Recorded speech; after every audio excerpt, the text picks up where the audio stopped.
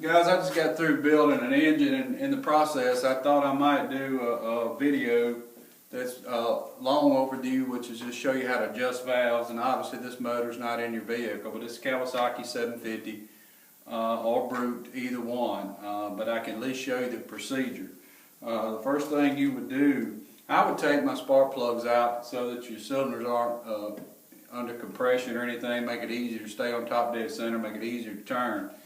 But nonetheless, you got an inspection hole right here. It has a cap in it. I've got my cap off already, and this one will probably get a micro fitting for our stop kit. But nonetheless, through the light and the camera angle, you're just not going to be able to see it. So what I do is, you can turn this motor forward, and let's do it just like it was on the vehicle.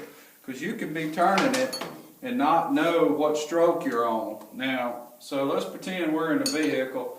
Actually, this one's already on top dead center. So I'm gonna turn it backwards, just some degree, okay? Alright, so what I would do is, when I do one, is I start on the rear and I watch my intake valves go down. I've rotated until those are going down. I just happen to already be here. But you rotate it forward, which is the way the motor turns, until you see them rocker arms go down. That means that piston's coming down. That's on intake stroke. Okay, the arm's coming back up. Alright, now what we need to do then is concentrate in this hole, looking, and I'll tell you what we're looking for. We're looking for something that looks kind of like this. I call it the TR mark in that hole. So it's kind of like so. And there's a cutout in these threads right here, and you want to line that T portion up, I call it a T, right in the middle of that little cut. That little cut is at the 3 o'clock mark right down in the bottom. So now that I know I'm on compression stroke, because I've watched the valves and I'm rotating my motor forward the way it goes, then I know the next time this comes up, TR, I'm on top dead center compression. So if you don't watch valves, you may be on the wrong stroke, TDC, TR, but your cam loads are going to be up instead of down, okay? So anyway, I think you can replay this if I'm confusing you. So valves went down, valves started coming up. Let's rotate until we see the TR mark.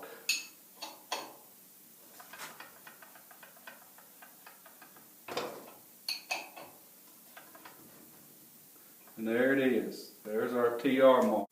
Okay, now that we're at our TR mark, what I typically do here in the shop, now if you don't have one of these little tools, I actually lost the flathead portion, but like on a Rhino, use this portion. But nonetheless, I use the wrench. If you don't have it, you can use a 10 millimeter. But I go ahead and just loosen all of the nuts loose, and then a lot of times I'll just go ahead and loosen the screws. Now I've actually lost the little screwdriver I use, but I would loosen all these screws up just to make sure that I got clearance, and I'm going to start with brand new. Okay, get you a feeler gauge, and this is debatable. People use different specs on this. Some use 4 on intake, 6 on exhaust. Some use 6 on intake, 8 on exhaust. I'm going to split the difference, and I'm going to go 0.005 and 0.007, which is 5 thousandths on the intake and 7 on the exhaust. So what I do is you take your feeler gauge and run it up on top of the valve. And the type feeler gauges that are bent are much easier to deal with. I just happen to have lost the ones that are this size. If you can see my little shop, it's not the neatest in the world. Okay, now I got the feeler gauge in. I want to turn my adjusting screw till it just kisses. Sometimes I go tight. Now if you tighten up, you're going to be actually mashing the valve down. So just till it gets tight. And ideally you would hold that screw. Alright, tighten the nut up, pull it out. Okay, repeat on the intake side. Like I said, the bent ones are a whole lot easier to deal with.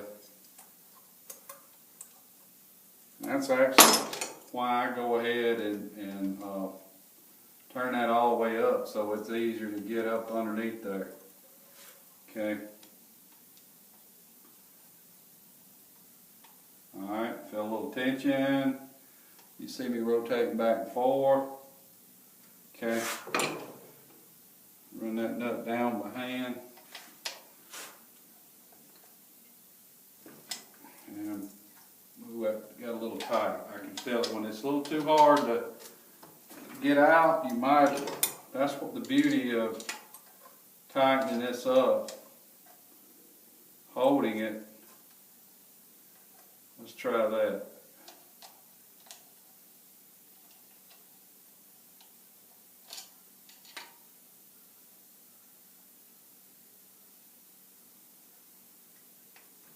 Okay. That's much better. Okay. Now I'm going over to the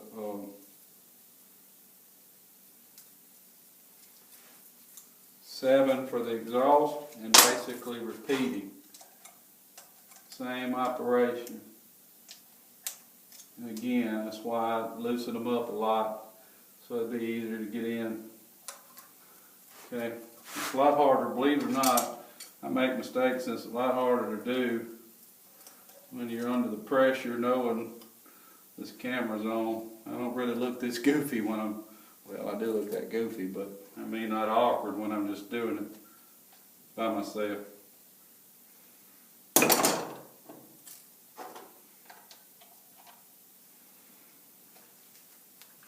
Okay.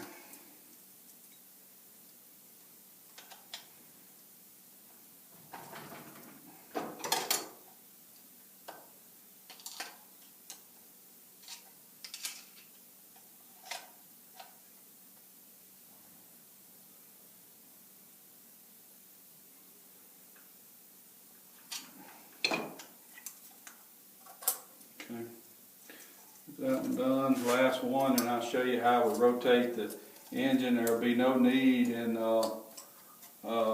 basically going through these exact same steps on the front. The main thing is telling you how to rotate the motor. Okay.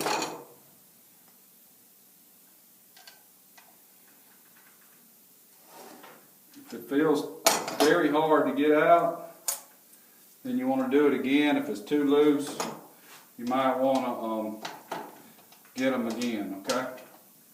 Now, back's done. Well, put your valve covers back on. Now, to get your top one up to top dead center, what we're going to do is take our 19mm wrench, and we're going to turn this motor backwards or clockwise, same thing. Turn it backwards the way it runs, 90 degrees. The number one thing people do wrong is whether they start on the front or rear, they only rotate it 90 degrees. So we're going to come backwards until I see the TF mark, which is supposed to be 270 degrees. But that's not important. It's basically when you're turning it backwards till you see the TF mark. Oops, and there it is. Now, I will just tell you this. Some people might disagree. When you're simply adjusting valves and not putting cams in, having that TF mark line up is not super critical. I mean, get it close. What I'm getting at is that's the smooth part of the cam, and you've got some leeway there that's not going to affect the clearance. Now, I'm sure somebody watching this will disagree, and somebody's a hair splitter, but I do it all the time. I don't have any problem. So it's kind of hard to argue that. Well, anyway, I was going to redo this one on video, but basically just repeat on the front what you did on the rear. If you're doing it on a T-Rex, I'm going to tell you that you're going to have some fun trying to get that screw out. What I use a lot of time, this screw on the cover, because your gear shifter's up here, I usually will take this screw that holds your water pipe in, take the water pipe screw out here, don't pull it out, take it out and this out, rotate it forward, and I come in with a wobble 8mm, and sometimes I have to add on my second one, and I come in from the side to get that top valve cover screw right there out. It's a hard one to get to because that water pipe is right there. Okay, so that's just, if I was on a vehicle I could show you, but I can't. So that's adjusting valves in a nutshell. If you have any questions, give me a call here at Hunter Works, and I'm going to button this engine back up, going back to Nevada. So, like I said, holler at me if you need.